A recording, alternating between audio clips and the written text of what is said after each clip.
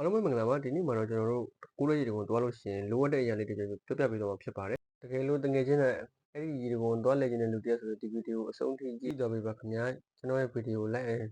follow လည်းလုပ်ပေးပါကျွန်တော်တို့ဒီရက်ဆိုအခုဆိုစထွက်နေပါပြီစထွက်ပြီးတော့ကျွန်တော်တို့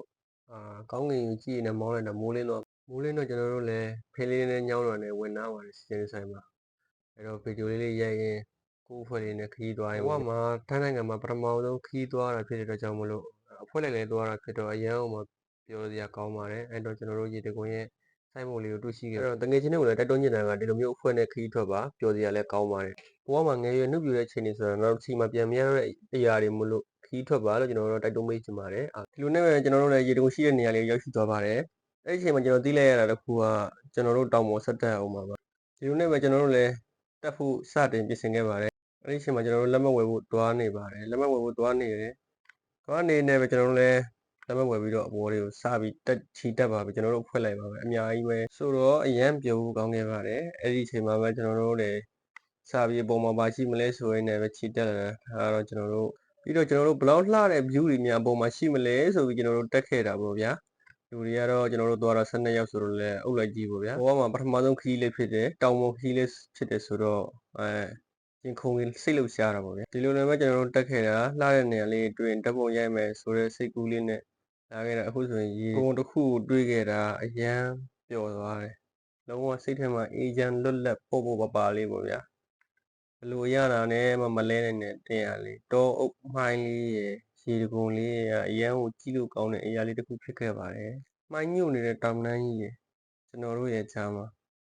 အဲ့တော့ view လက်လာလေးတွေနဲ့ကျွန်တော်တို့တပုံရိုက်ခဲ့ရပါတယ်ဒီနေရာမှာလည်းအရန်လှပါတယ်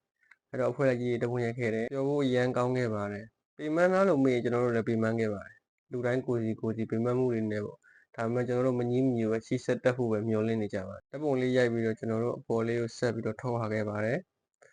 ဒီမှာဆိုလို့ရှိရင်ကျွန်တော်တစ်ဖြက်နားမှရတော့မှာပဲ9တက်မြောက်တော့တစ်ထက်နားလိုက်ရပါတယ်သူက9ရက်ရေတံခွန်ဆိုတော့9တက်ရောက်ပါသေးတယ်ကျွန်တော်တို့လည်းတော်တော်ပေမန်းနေပြီဆိုတော့အဲ့မှာတစ်ဖြက်ထိုင်နာတယ်ရေတောင်းလိုက်မို့စားလိုက်တောင်ပြောမြောက်ပြောနေဒီလိုပဲကျွန်တော်တို့ဖွဲ့ရှင်းလေးဖွင့်ရှင်းလေးနားထောင်ကြလေးတဲ့တက်ဖို့ကျွန်တော်တို့အားထပ်မွေးရပါတယ်စကားလေးတွေပြောရင်ပေါ့ဒီမှာတော့ဝိုင်းနေကြတာပေါ့တယောက်ကိုတယောက်ကြည့်တယောက်ချင်းနဲ့တယောက်ကြည့်ပြီးတော့ဒီလိုပဲရှေ့တောင်ပေါ်မှာဘလောက်လှတဲ့ view တွေရှိမလဲတယောက်ကိုတယောက်မေးနေရှေ့ဆက်တက်ဖို့တိုင်ပင်နေကြပါတယ်အဲ့တော့ရှင်းလေးနားထောင်ရင်ပေါ့ဗျာဟိုလုံးဒီလိုတောင်လုံးမြောက်လို့ရင်းနေဒီလိုပဲရှေ့ဆက်တက်ဖို့လူတွေလည်းချွေးပြန်နေပြီမောနေပြီဆိုတော့ရှေ့ကိုတက်ဖို့ပဲမျောလင့်နေကြတာပေါ့နော်အမောဖြေပြီးရဆိုရင်ရှေ့ဆက်ဖို့တက်ဖို့အားမွေးနေတာပဲဖြစ်ပါရှေ့ရောက်တော့လည်း view လေးတွေလှပါတယ်အဲ့တော့လည်းကျွန်တော်တို့ခီးဆက်ခဲ့ပါတယ်ရှေ့ကိုပဲအပေါ်ရောက်လာလေးတောင်းကလည်းနည်းနည်းမတ်လာတယ်ဆိုတော့သတိလေးတော့ထားတက်ရတာပေါ့ဒါနဲ့ပဲကျွန်တော်တို့ရှေ့ဆက်တက်ခဲ့ပါတယ်တိတ်မကြခင်မှာပဲကျွန်တော်တို့ရောက်ခဲ့ပါတယ်ပေါ့ဗျာအဲ့တော့အရှိမဒါလုံးဝတွေ့ရတဲ့ကူးရရေတံခွန်ရဲ့အပေါ်ဆုံးအထက်ကရေတံခွန်ပဲဖြစ်ပါတယ်အဲ့တော့ဒီမှာတော့ကျွန်တော်အများကြာကြီးလည်းရိတ်မထားဘူးအဲ့ဒါနဲ့ကျွန်တော်လည်းနောက်ထပ်တစ်နေရာတွေ့ခဲ့ပါတယ်အပေါ်မှာဒီကုန်းရှိတဲ့တရားလေးနားမှာပဲကျွန်တော်ဗီဒီယိုလေးအတိုးလေးရိုက်ခဲ့ပါတယ်သူများလည်းတပုံရိုက်နေတယ်ဆိုတော့ကျွန်တော်တို့ဖွဲ့ပါပဲတိတ်ပြီးတော့အာနာစရာမလိုဘူးဒီတိုင်းပဲဖြတ်တိုးသွားလိုက်တယ်ဖြတ်တိုးသွားပြီးတော့ကိုလည်းရှိုးမွေးပြတာပေါ့ဗျာအဲ့မှာကိုလည်းဆောင်းရချိုးနေတော့ခတ်တာအဲ့မှာလုံးဝ view ကလည်းလှတောတဲ့ခြုံထဲမှာဆိုတော့လေဟိုတစ်ပင်စင်းဆူဆူလေးလည်းမြင်ရအိုးအဲ့မှာတစ်ချက်ရှိုးအဲ့မှာတစ်ချက်ရှိုးကြည့်လိုက်အနေထားကိုကြည့်လိုက်အမဘလို့အနေထားလဲဆိုတာပြီးအောက်မှာကြည့်လိုက်တစ်ချက်ရေတံခွန်ရဲ့ကိုယ်ရေပေါ့ဗျာအားလုံးကိုကျေးဇူးတင်ပါတယ်